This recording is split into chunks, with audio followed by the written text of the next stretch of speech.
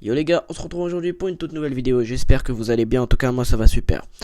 Les gars, je tiens à m'excuser pour mon absence sur YouTube durant 5 jours, j'avais pas trop le temps de faire de vidéos. Donc voilà, je tiens à m'excuser pour mon absence pour ne pas avoir été actif durant ces 5 jours. Les gars, je fais cette vidéo pour faire avec vous l'avant-match du match entre le FC Séville et le Barça qui va se jouer ce soir à 21h. Pour la 4ème journée de Liga. Donc je voulais d'abord commencer par parler du FC Séville qui a très mal débuté la saison. Je crois que Séville, si je me trompe pas, ils ont 1 ou 2 points maximum pris sur 3 journées. Je crois qu'ils ont 3 défaites et un nul. Ah là là, c'est très compliqué pour les hommes de Lopetegui. Certes, ils ont perdu quelques joueurs, ils ont perdu Jules Koundé, ils ont perdu Jules Koundé en défense, c'était leur meilleur défenseur, mais ils se sont renforcés derrière. Ils ont quand même pris Alex Telles à Manchester United. Ils ont quand même pris Tanguy Kouassi, même si Tanguy Kouassi n'a pas l'expérience de Jules Koundé, ça suffit pas, je pense, à pallier le départ de Jules Koundé. Ils sont quand même fournis. Ils ont Marcao, Fernando, ils ont encore leur légende Jesus Navas. Donc pour moi, Séville, ils ont l'effectif, ça y a aucun problème, ils ont l'effectif pour finir dans le top 4 et concurrencer Villarreal et le Betis Séville pour la 4ème place en Ligue des qualificative pour la Ligue des Champions. Au milieu de terrain, ils se sont renforcés, ils ont pris Isco quand même, devant eux également, Kasper Dolberg. Ils ont encore au milieu de terrain, ils ont Papou Gomez, Ivan Rakitic, donc voilà, ils ont quand même les joueurs, quand même l'FC Séville, c'est pas n'importe qui, c'est pas l'effectif de Valladolid par exemple. Devant, ça va, ils sont quand même assez bien fournis, ils ont Kasper Dolberg, Eric Lamela, Youssef En-Nesyri. Donc voilà, Séville c'est une équipe qui peut jouer le top 4, mais si ces joueurs-là n'arrivent pas à jouer ensemble, là ça va devenir très compliqué. Honnêtement, j'ai pas grand-chose à dire de positif sur l'FC Séville, vu leur début de saison, j'ai pas envie de dire catastrophique, même si ça s'apparente à un début de saison catastrophique. Par respect, je vais pas dire ça, je vais dire médiocre. Ils ont les joueurs en tout cas pour causer des soucis au Barça ce soir, mais est-ce que ça ne sera pas j'ai envie de dire, est-ce que à Séville, cette fois-ci, le fait qu'ils ont joué un grand club, est-ce qu'ils ne seront pas motivés à l'idée de sortir une meilleure performance que sur les 3 derniers matchs? J'ai hâte de voir ça en tout cas, mais pour moi, ils ont les joueurs qui sont capables, les individualités qui sont capables de causer des soucis au Barça, je pense. Et j'ai envie de dire que ce match-là, ce Séville-Barça, si on regarde les deux effectifs, pour moi, c'est le Séville-Barça le plus déséquilibré de ces 2-3 dernières années, honnêtement, pour moi, en termes d'effectifs, etc. Donc j'ai hâte de voir ça. Le Barça, on connaît. Le Barça, on s'est renforcé. Voilà, on a fait un mercato galactique.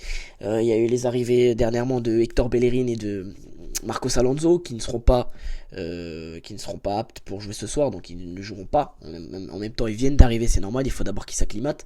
Ils se sont entraînés, il me semble, avec l'équipe récemment. Donc le Barça, on connaît, au milieu de terrain, c'est costaud, je pense, Pedri, il y a Franck Kessié, De Jong, Busquets, Gavi. Devant, il y a tout ce qu'il faut, Dembélé, Lewandowski, Rafinha, j'ai pas envie de dire ça, mais je pense que la défense de Séville risque de souffrir. Après, est-ce que le fait qu'ils jouent un grand club, ça va les motiver? Parce que c'est souvent ça les petites équipes. Après, je dis pas que Séville est une petite équipe, Séville c'est un grand club de Liga, mais voilà. Ce que je veux dire par là, c'est que souvent les clubs moyens comme Séville ont tendance à être motivés lorsqu'ils affrontent des grands clubs. Donc j'ai hâte de voir ce que ça va donner.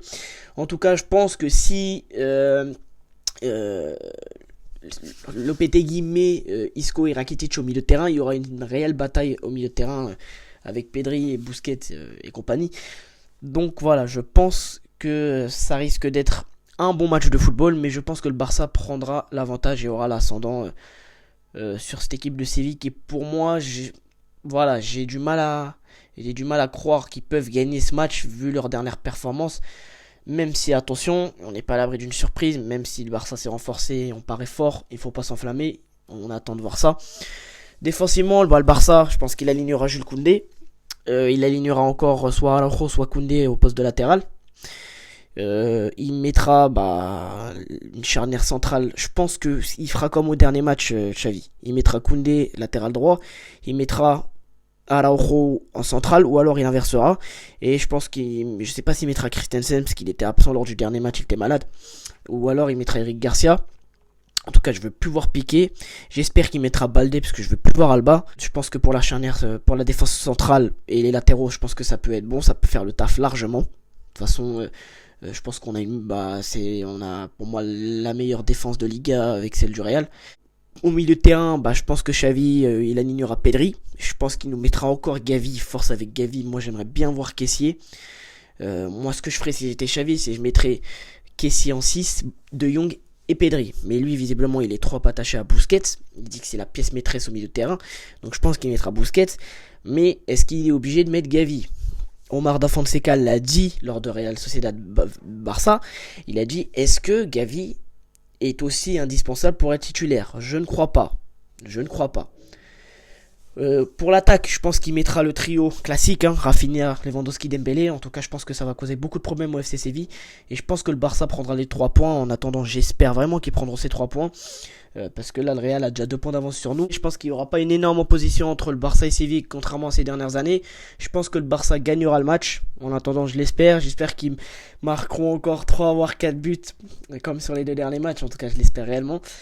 Mais je pense que le Barça devrait s'en sortir et rapporter les 3 points. En attendant, en tout cas, je l'espère.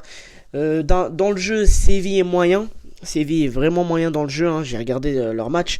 Ils sont déjà la plupart contre Osasuna, ça a été très très compliqué pour eux, hein. Ils se sont fait, j'ai envie de dire, manger dans le jeu. Ça a été compliqué. Même si la plupart du temps ils ont la possession, mais malgré tout c'est compliqué. Ils se font ouvrir le score, ils arrivent à arracher l'égalisation en fin de match, c'est toujours comme ça. Et pour le Barça, bah, on connaît dans le jeu, hein, c'est costaud depuis le début de la saison, j'espère que ça continuera comme ça. Et on espère une victoire du Barça. C'était tout pour cette vidéo les gars, n'hésitez pas à vous abonner, à liker, à partager, on se retrouve pour une toute prochaine vidéo. Vive le foot et Visca Barça.